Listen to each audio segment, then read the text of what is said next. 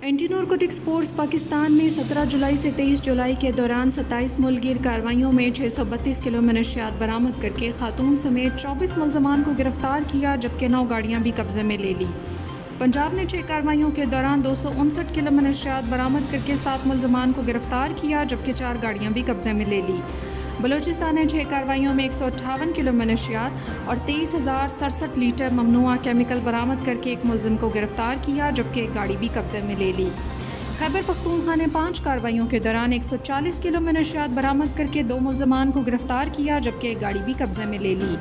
راولپنڈی نے 9 کارروائیوں کے دوران 47 کلو منشیات برآمد کرکے خاتون سمیت 11 ملزمان کو گرفتار کرکے 3 گاڑیاں بھی قبضے میں لے لی۔ سندھ نے 3 کارروائیوں کے دوران 29 کلو منشیات برآمد کرکے 3 ملزمان کو گرفتار کیا۔